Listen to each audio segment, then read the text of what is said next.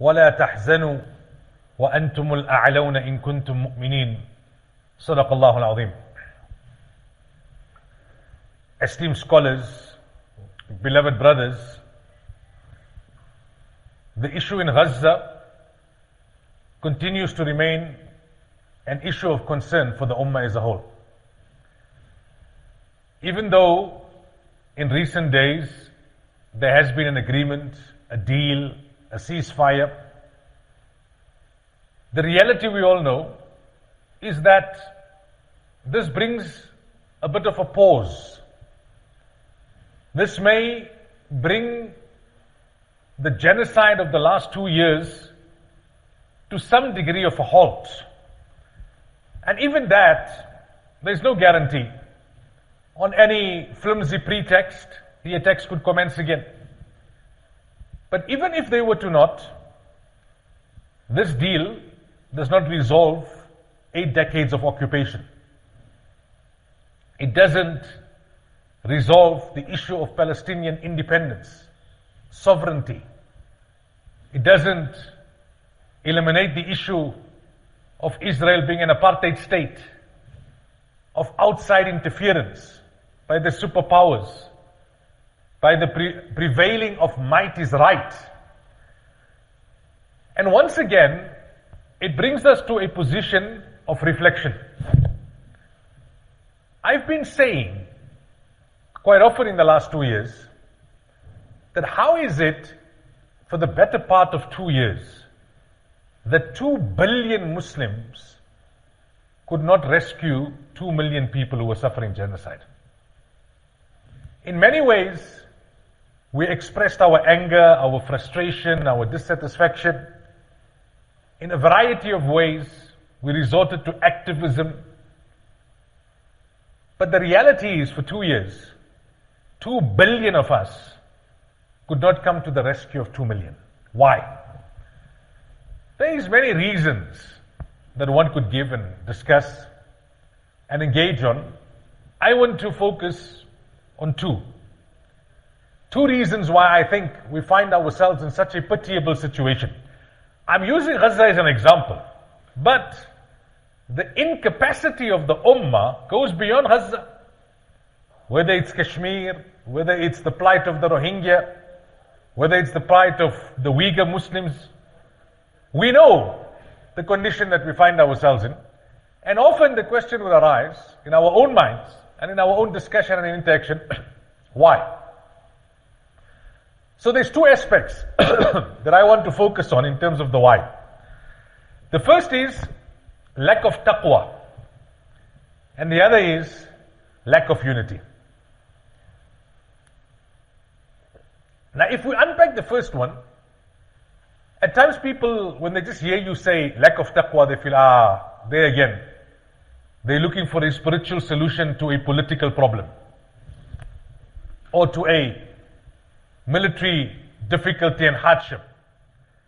So let me highlight to you why I say that lack of taqwa is the first reason that we find ourselves in such a pitiable situation.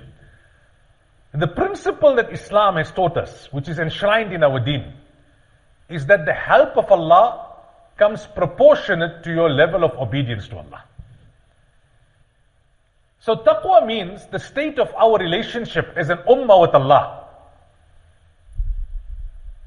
It doesn't mean that you don't explore all other efforts and all other opportunities. What it does mean is the success of those efforts is dependent on the blessings and the help of Allah. And the blessings and the help of Allah comes proportionate to the extent of the quality of your relationship with Allah.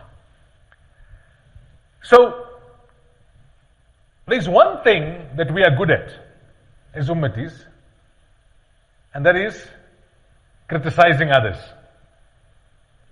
Then we are good at analyzing the shortcomings of others. And then we are very good at condemning and advocating for the cancellation of others, even if it's valid. So look at any typical Muslims. And that's why sometimes I find myself in a dilemma, I'm a person who speaks in public, people listen on the radio, then they meet me at a wedding, they meet me in a walima, and they say I'm not saying much. And they start to wonder, is this guy for crump or something?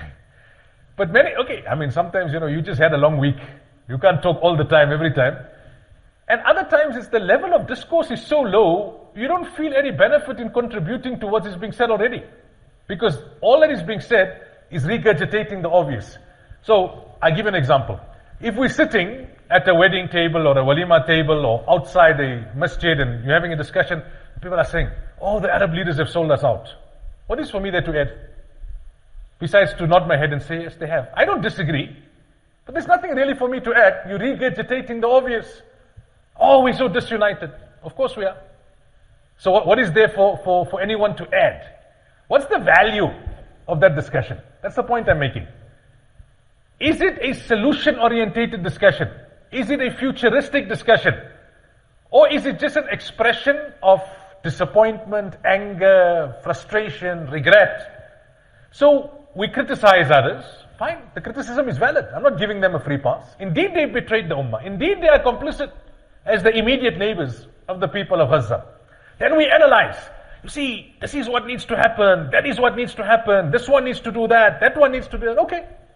I say it often, to be a political analyst, you don't require no qualification. And there's no repercussion and consequence if your analysis is wrong. It's free. Give your opinion. Okay. Then we condemn. And we use the strongest of language. And we advocate that we need to cancel. Okay. Now what? What has all of that resolved? We've criticized, we've analyzed, we've condemned, and we've cancelled. What have we achieved? You see, Allah says, that's not what I'm saying. Allah says, إِنَّ اللَّهَ لَا يُغَيِّرُ مَا بِقَوْمٍ حَتَّى يُغَيِّرُ مَا بِأَنفُسِهِمْ. Nothing will change until you don't change. Now I say this often. The devil is very sophisticated in his machinations. He makes you think you're doing something when you're not doing nothing. So we sit and criticize and condemn and analyze, but what are we doing really? We're not changing. And Allah is telling us, nothing will change until you don't change. So coming back to this aspect of taqwa, right? In the last 2 years, have I become a better Muslim? There's 2 years of genocide. Has it prompted me and motivated me to give up sin for the liberation of Aqsa and Palestine? If not, then my analysis and my criticism and my condemnation must start with me first. Because Allah is saying, nothing will change until you don't change. So yes, the Arab leaders are complicit, they've betrayed. Yes, the superpowers are wrong when they apply the rule of might is right. All of that is on its place. But am I also not guilty?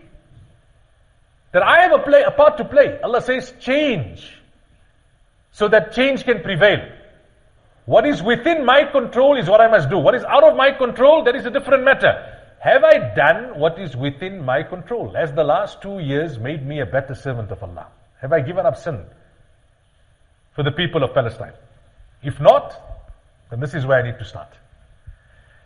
See, brothers, I give this example often. The scholars tell us, you set your alarm when you go to sleep at night. When the alarm rings in the morning, you've got two options. You can hit the snooze button, or you can wake up and off the alarm. If you hit the snooze button, what happens? It will ring again. And you'll hit the snooze button again, and it'll ring again. It'll continuously give you a wake-up call, because you haven't woken up. But if you wake up and you switch it off, then it won't ring again. So Allah gives us a wake-up call. Let's look at the last 5 years. COVID ought to have been a massive wake-up call. Allah showed us that with all your technology and your sophistication and your progress, you're not in control. I'm in control. Something that you needed the microscope to see brought the whole world to its knees overnight. You had everything, but you couldn't access it. You couldn't move. You were in lockdown. Now, if that wake-up call didn't wake us up, then another wake-up call has come. For 2 years, we see a genocide unfolding in real time, right into our palms. Now I'm asking myself first, before I ask you, if that is not going to wake us up, what would it take for us to wake up? These last 5 years, COVID and a genocide, if that is not going to wake us up, then what will it take for us to wake up? Allah forbid that it has to become worse, because we're hitting the snooze button. We're hitting the snooze button. We're not improving. We're not changing. Inna Allah la yughayyiru ma biqawmin hatta yughayyiru ma bi anfusihim. The help of Allah comes proportionate to the extent of your relationship with Allah. Let me make a very important disclaimer. I'm not talking here about the lack of taqwa on the part of the Palestinians. Not at all. Not at all. You see, we South Africans, we are a very judgmental nation. Allah forgive us. Sometimes we think because we look more pious on the outer, that we are more pious on the inner. So we become judge, jury, and executioner across the board. If someone's beard is not as long as mine, if someone's clothes are not like mine, then I assume myself to be more pious. Let me tell you something, brothers. We will wet our pants and soil our pants if we just hear the sound of a bomb. Let alone having to live a life where bombs are falling all around you every day. You see a man, he gets broken when he loses one child, emotionally. He struggles to recover. And then you see a man standing at the janazah of who? His father, his mother, his wife, and all of his children. And he says, I remain dedicated and I remain steadfast. Who are we to sit here in the comfort of our home, where our only challenges is a couple of potholes and a little bit of electricity and service delivery issues, and then we want to judge the faith of other people? Allah forgive us. One says, sometimes you have an infection in your stomach, but it manifests in a headache. Now when you get a headache, you think, you know what, there's a problem in my head. But in reality, the problem is in your stomach. Allah tests certain people not because of their shortcomings, but because of our shortcomings.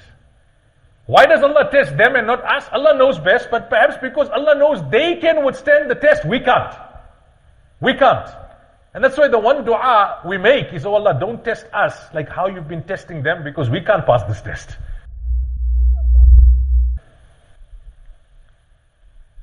We can't deal with general issues and it frustrates us. Imagine this. I mean, we can't even begin to imagine. So the shortcoming is on our part. Look at yourself. Inna Allah la yughayyiru ma biqawmin hatta yughayyiru ma bi anfusihim. Once we start to, when I say, I'm going to change myself, I'm going to change my family, I'm going to change my congregation, I'm going to change my community, then we'll start saying,